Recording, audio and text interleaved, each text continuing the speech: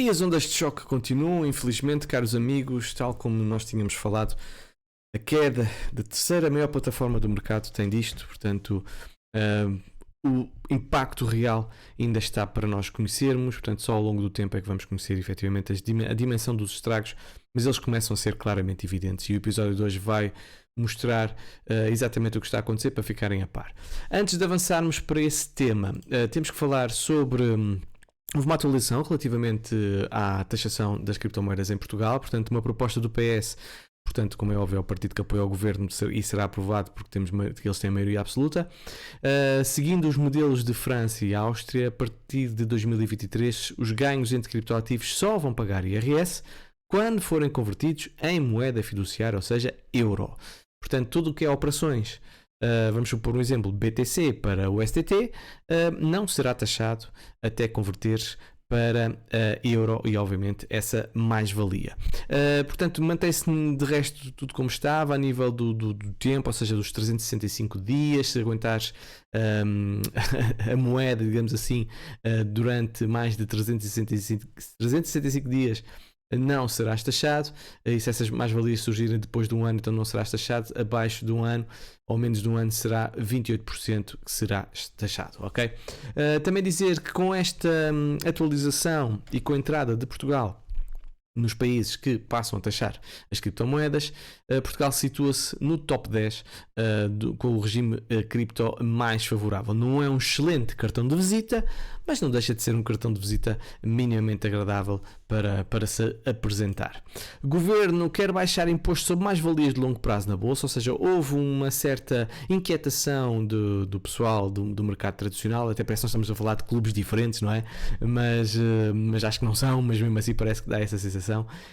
Então o que aconteceu, houve um certo amu, uma certa birra e uma certa reclamação, e com razão, sinceramente eu acho que eles têm razão, que a taxa sobre as mais-valias deve baixar então de 28% para 22% para quem tiver títulos entre 5 e 8 anos e vai cair para 11% para quem tiver então ações ou obrigações por mais de 8 anos. Continuo a achar que existe uma discriminação positiva para com as criptomoedas, porque enquanto as criptomoedas basta ter pelo menos um ano para ficar isento da taxação de impostos, continua a haver no mercado tradicional uma taxação concreta, independentemente da duração que as pessoas tenham esses ativos. Vamos então falar sobre o que aconteceu com o FTX. Portanto, as reservas de Bitcoin na FTX valem o mesmo que os 840 mil Bitcoins que a Mt. Gox tinha antes do hack. Ou seja, a nível proporcional, a nível de dólares, ok, ao preço da BTC neste momento e ao preço da BTC que estava na altura, estamos ao nível do Mt. Gox, ou seja, que foi algo com um profundíssimo impacto no mercado de cripto, e estamos mais ou menos no mesmo patamar ao nível dos dólares, das consequências das perdas a nível de dólar. Portanto, falência da FTX congela milhões em fundos de empresas de criptomoedas. Empresas como a Gallows Capital, New Hope Technology e Nestcoin são apenas algumas das empresas criptoativas com fundos retidos na FTX, enquanto a bolsa entra com pedidos de falência nos Estados Unidos. Por exemplo, 50 milhões de dólares em ativos da Gallows estão presos na bolsa, o que não deixa de ser também um exemplo da quantidade de empresas maiores ou mais pequenas que neste momento ficaram completamente entaladas sem ter acesso aos seus fundos e com consequências profundas seguramente, porque todas as empresas têm trabalhadores, se calhar vão ter que os deixar ir embora porque não vão ter viabilidade financeira para continuar com o seu trabalho, o que não deixa de ser muito triste. E aqui está, o colapso da FTX pode acelerar as demissões no setor de criptomoedas, portanto um setor que em 2022 viu a demissão de cerca de 4.695 pessoas, portanto pode acelerar exatamente pelo motivo que eu disse anteriormente, uma falta de liquidez que neste momento pode arrasar uma série de empresas e de projetos e obviamente que as consequências são inevitavelmente as pessoas. A rede de pagamentos Visa cancelou o acordo com a plataforma FTX, portanto era uma parceria que envolvia cerca de 40 países e a Visa anunciou que todos os projetos em conjunto que não haviam sido anunciados entre as empresas também serão cancelados. Ou seja, temos aqui um revés profundo ao nível da adoção em massa, porque a Visa e a FTX fazendo esta parceria ia permitir uma facilidade muito grande ao nível da adoção em massa e uma aceleração muito grande. Infelizmente, tal aconteceu. Não deixa de ser surpreendente que uma empresa como a Visa, uma coisa sou eu ou tu que não somos especialistas, nem temos equipas por trás, já disse isto, mas vou voltar a repetir. Não deixa de ser surpreendente como uma empresa com a dimensão como a Visa não analisou esta parceria para descobrir o que estava a acontecer e não ser assim surpreendida. Portanto, mas é paradigmático às vezes como é que as coisas podem ser escondidas e ninguém as encontra, e às vezes nem é uma coisa assim tão complicada para descobrir, sinceramente. Mas pronto, é o que temos. Crise da FTX pode estender o inverno cripto até o final de 2023, portanto eu já tinha também falado sobre isso e pelos vistos não sou o único neste momento está a afirmar o mesmo. Não estou a dizer, não coloquei um prazo, como é óbvio, mas acho que isto pode prolongar, infelizmente. Portanto, segundo um relatório da Coinbase prevê então que haverá uma crise de liquidez no mercado cripto que pode muito bem estender o inverno cripto até ao final de 2023. A Coinbase destacou que o domínio das stablecoins atingiu uma nova alta de 18%, indicando que a crise de liquidez pode-se então estender pelo menos até ao final do ano. Então estamos aqui a ver este pico que houve ao nível do domínio das stablecoins. Portanto, há muita gente neste momento em stables exatamente com medo destas consequências e da queda do mercado. Outra empresa que pode sofrer bastante, neste caso é Solana. Solana pode sofrer algumas consequências, pelo menos vai ter agora uma sombra em cima de si, porque as entidades Solana venderam cerca de 50 milhões de tokens para a FTX. Por quanto tempo o preço do sol vai sofrer? Portanto, basicamente a FTX, a sua empresa irmã Alameda Research, tem em seu controle, ou vão ter no seu controle cerca de 50 milhões de sol, de acordo com o comunicado de Solana divulgado a 10 de novembro. E o que é que acontece? É que esses tokens todos poderão ser libertados no mercado e então fazer um dump em Solana, porque FTX precisa de liquidez para pagar aos seus credores e pode muito bem fazê-lo, mas a última tranche julgo que está prevista para 2028, exatamente, ok? Até 2028. Portanto, esta aqui a notícia não é muito clara se é faseado, se é só em 2028 que vai acontecer. Estive aqui a ler e não foi muito claro, mas fica aqui a informação possível. Também dizer que isto pode ser evitado, obviamente que através dos tokens, uma proposta a nível da governança, e podem diminuir um pouco os impactos da FTX na obtenção destas Solanas. Vamos ver qual vai ser o posicionamento de Solana, porque não deixa de ser uma entidade centralizada e pode então tentar minimizar estes impactos. Aqui há alguns exemplos, não sei, vamos ver, mas é uma situação que vamos seguramente continuar a acompanhar. E aqui está mais consequências então. Temos a CoinShares, que é mais uma empresa a relatar problemas devido à crise com a FTX. Portanto, a CoinShares tinha naquele momento em que houve a falência da FTX, tinha 190 bitcoins, 1000 Ethereum, 25,9 milhões em stablecoins USDC e outros criptoativos que contabilizam cerca de 110 mil dólares, e eles simplesmente não conseguem ter acesso a essas verbas. Portanto, já solicitaram a retirada desses fundos, mas as transações estão neste momento pendentes. Portanto, a empresa fez um anúncio para tranquilizar os clientes e investidores e disse que não há com o que se preocuparem, pois a CoinShares possui um estado financeiro atual estável. Que assim seja, porque seria muito desagradável ver mais uma empresa a cair.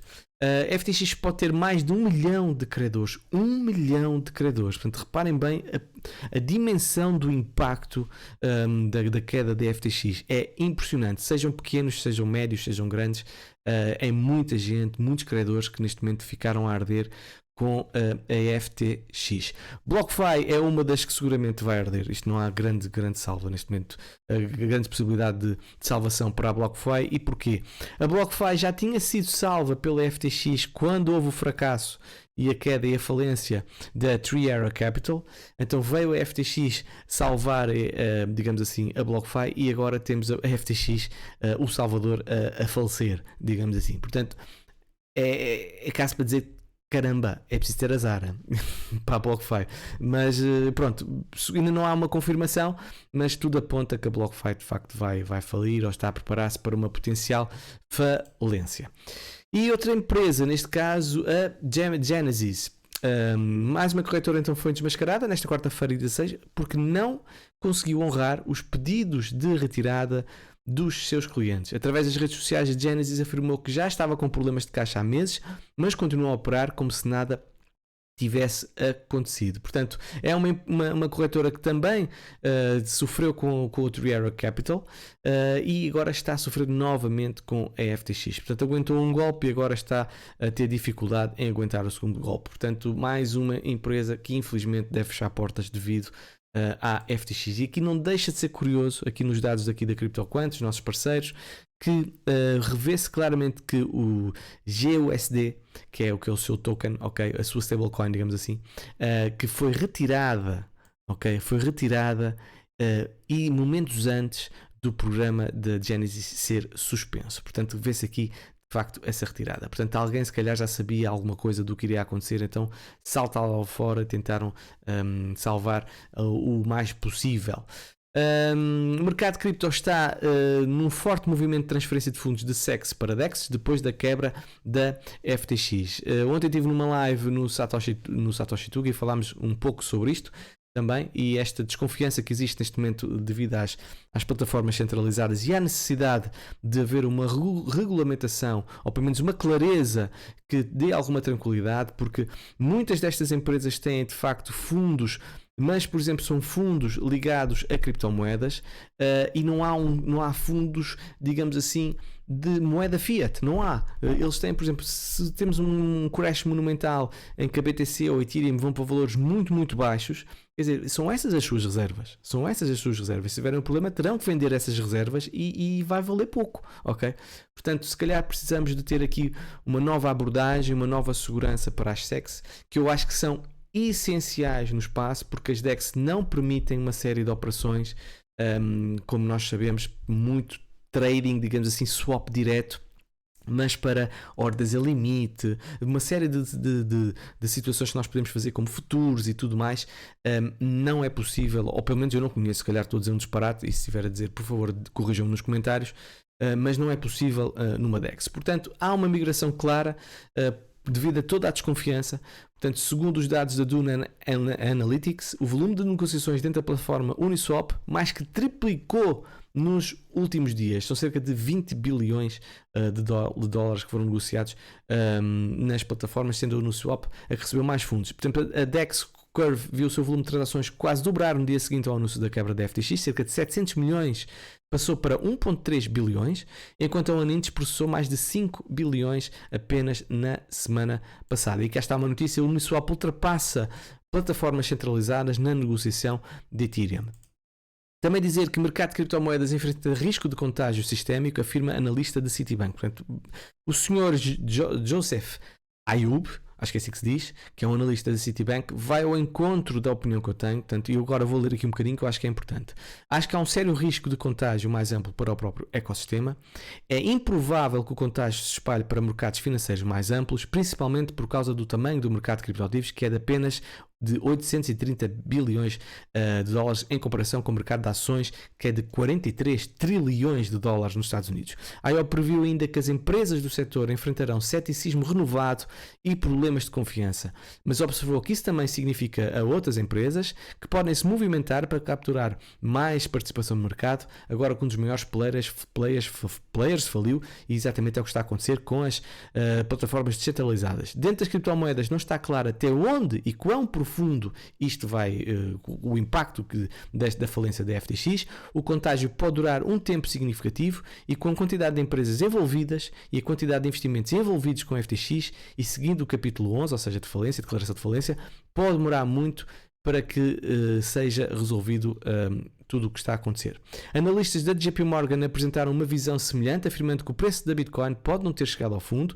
O número de entidades com balanços mais fortes capazes de resgatar aqueles com baixo capital e alta alavancagem está a diminuir, escreveram eles, prevendo que o preço do Bitcoin poderá cair para cerca de 13 mil dólares. Ok? Ou então, tudo isto é apenas significa apenas um fundo de mercado, tendo em conta tudo o que é notícias tão pessimistas e uma análise tão pessimista. Porém, eu acho que há um fundo de verdade e uma certa lógica nesta análise que aqui está a ser feita pelo Sr.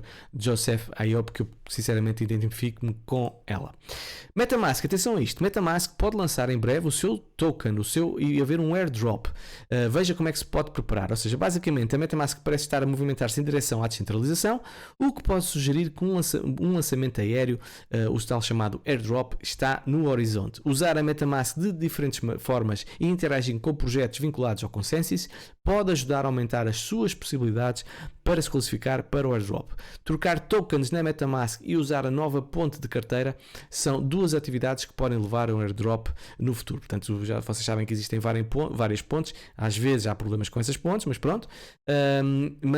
Fica aqui a notícia que é um token muito apetecível